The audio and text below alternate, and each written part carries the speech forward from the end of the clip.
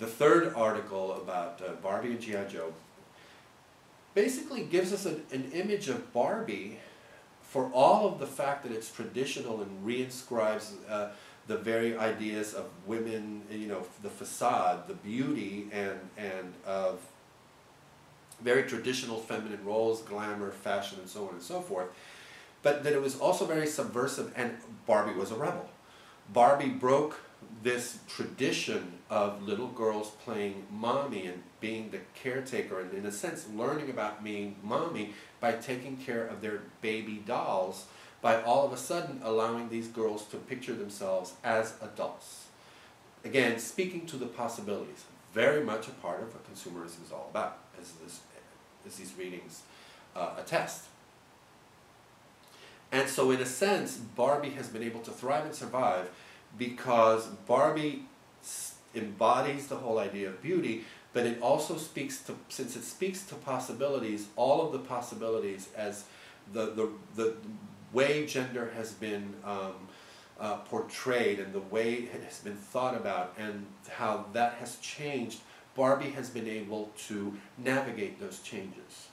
You know, Barbie has been able to become, you know, candidate for president. There's the international Barbies. There's, you know, Barbie has been able to be Lucille Ball, the I Love Lucy Barbie. Barbie can be anybody, and as you saw in that film, that's what allows the owners of Barbies to sort of live those possibilities and use Barbie as a vehicle, not just children, but adults, for the possibilities. So Barbie, in a sense, because of that breaking that mommy link and that mommy role link, becomes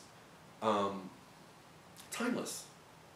Whereas G.I. Joe was based on the premise of, you know, prolonging and establishing and teaching that, you know, that father-son bond of, you know, the military is the way to go, and of the masculinity as something very, you know, very important and very patriotic, and, you know, the whole idea of, you know, G.I. Joe, by the way, being the grunt, being the soldier on the ground. And before, in this way it was a bit revolutionary, when you played with all the little plastic soldiers or the metal soldiers, you were the general. All of a sudden you identified one-on-one with the grunt, with the soldier on the ground who was doing the fighting, who was getting killed, and who was also killing. Totally different.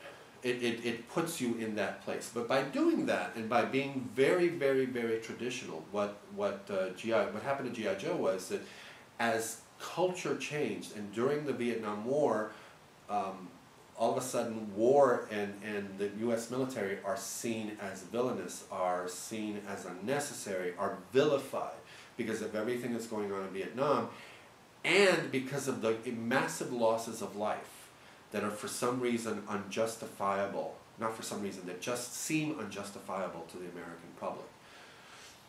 And so G.I. Joe becomes a symbol of that, and G.I. Joe begins to change, becomes a superhero, shrinks in size.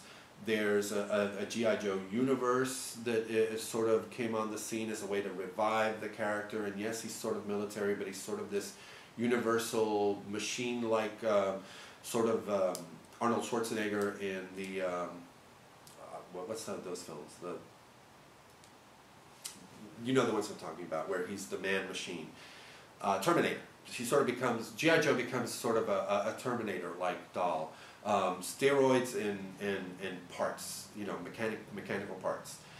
Yet the G.I. Joe character and persona, if you will, does not survive because it's very much entrenched in tradition. So what does that say about masculinity versus quote-unquote femininity?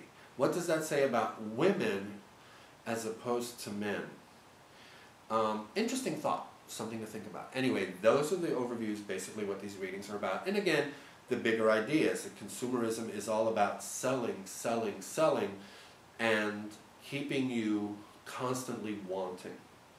All three of these readings reiterate that, repeat that. And it's a constant theme. And how all of that is gendered. How, in the end, men and women both are kept wanting, kept thinking, ooh, that happiness is within my reach when I buy this. Okay? And the Gillette commercial is a perfect example of that. It's very masculine. You know, it doesn't necessarily tell you, ooh, go shop, because, ooh, that would be like, you know, very, you know, feminine, but it's still making you want to go out and buy the product and shop for something that's very masculine. Think about all that. That's how all of this ties in. Anyway, thanks. Bye.